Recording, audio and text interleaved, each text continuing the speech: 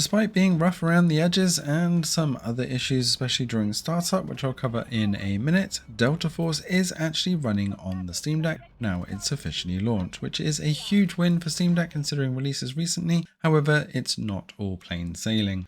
If you try to run this with standard Proton, for the most part it seems to give you a network error, and there doesn't seem to be a way of logging out of this. So once you are logged in, it will stay logged in, but if you continuously get a network error either like this or while trying to log in, or it's telling you that your username and password is incorrect even though you definitely have it correct, then you need to switch over to Proton Hotfix or GE Proton 920, which is the one that I was using the most reliably, and start up the game again. It may still give you a network error, but just restarting the game does seem to cure it, and eventually you will be able to log in and launch. Now, I didn't manage to actually log in with a username and password. I had to use the email verify method in the end. However, that did get me into the game.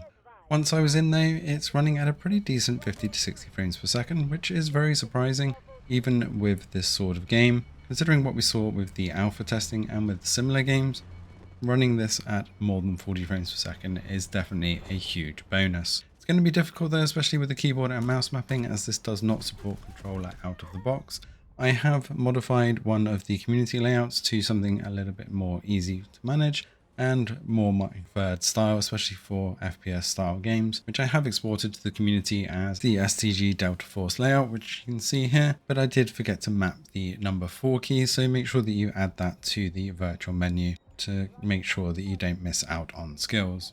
Settings wise, this is running at pretty much the lowest settings, but I did run it as custom so that I could increase the texture filtering as well as the details to medium, and it's still pushing that 50 to 60 in a lot of the scenarios. I did also change the upscaling method to XeSS and balance, as this generally gives better performance overall, especially on the Steam Deck. This is my preferred upscaling method, and as you can see, it's running pretty well. It's been a while since we've had a new FPS actually up and running on the Steam Deck, so this is a huge win, but we will continue to monitor it, as this game does have kernel level anti-cheat and may end up kicking the Steam Deck users anytime soon, but we'll monitor that, so keep an eye on our socials. Otherwise, hope you guys can get into the game. It is free to play, just watch out for the microtransactions and enjoy the game. Thanks for watching, and see you in the next one.